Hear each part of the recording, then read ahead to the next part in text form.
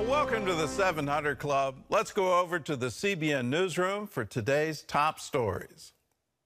Gordon, anger and grief in Israel after Hamas executed 6 hostages, including 23-year-old American-Israeli Hersh Goldberg Pollen.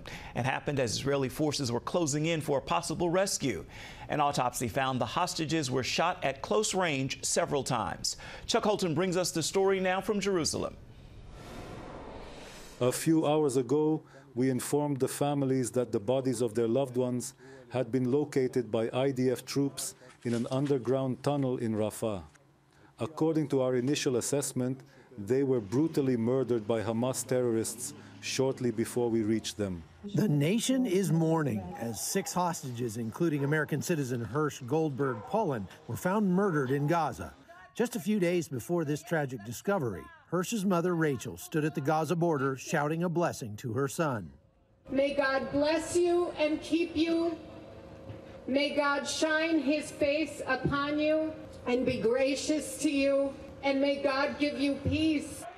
The brutal killing sparked outrage, and today protesters are planning a nationwide strike as some Israelis blame Prime Minister Netanyahu for not being willing to approve a ceasefire deal. But Netanyahu says a deal must have acceptable terms, and Israel must be able to stop Hamas from attacking Israel again. The fact that Hamas is continuing to perpetrate atrocities like those it carried out on October 7th requires us to do everything so that it will be unable to perpetrate these atrocities again. Amidst the grief, Israeli children returned to school on Sunday. Mixed emotions. On one hand, we are happy to be back at some routine. On the other hand, we can still hear the booms in the background. We hope, at least for the kids, for some normal routine.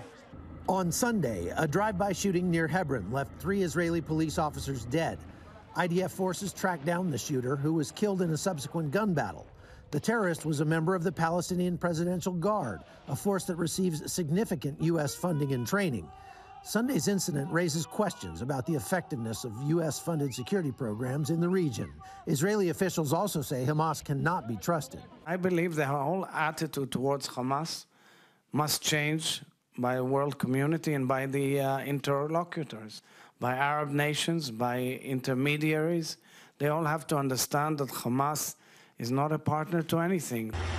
As Israel navigates these multiple crises, attention remains focused on the hostages still in captivity. Israel reports that 101 hostages remain in Gaza, with only 66 believed to be alive. The ongoing challenge is securing their release and safe return. Reporting from Israel, I'm Chuck Holton for CBN News. Here at home, Ricky Pearsall, the San Francisco 49ers first-round pick in this year's NFL draft, who was shot in the chest during a robbery Saturday, was released from the hospital Sunday afternoon. Adil Hurd is on this story. 23-year-old 49ers wide receiver Ricky Pearsall was wounded in an attempted mugging in San Francisco's Union Square after an autograph signing. He was walking alone when a suspect approached him and attempted to commit an armed robbery using a gun. Police say a 17-year-old suspect demanded Pearsall's Rolex watch. The gunman was also shot in the chest during the incident and is in stable condition.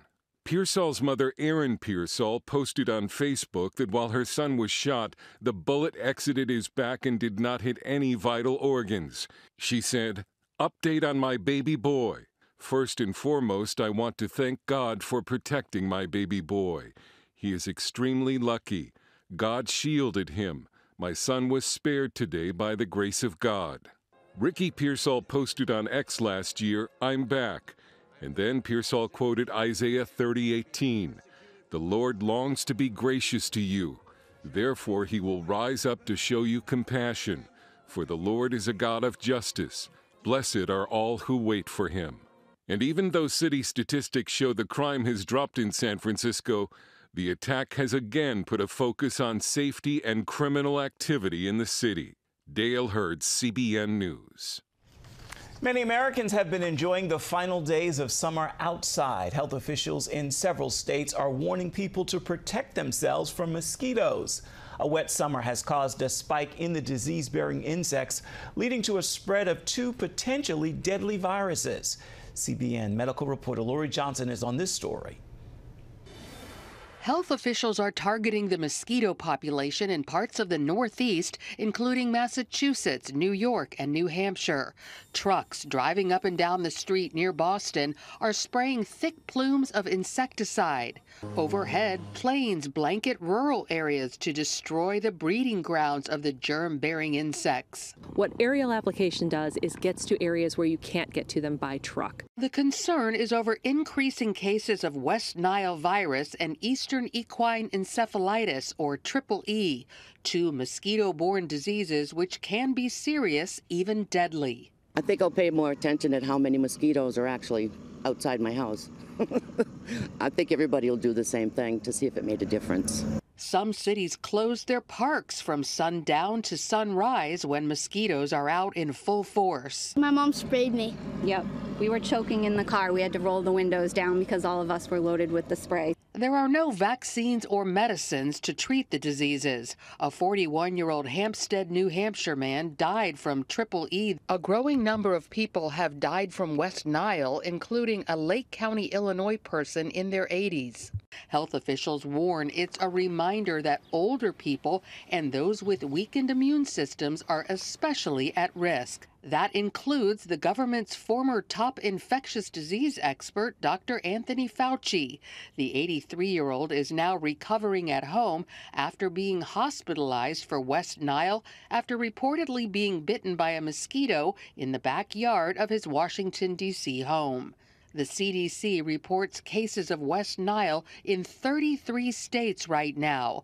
While people don't always experience symptoms, they can include fever, headache, body aches, vomiting, and fatigue.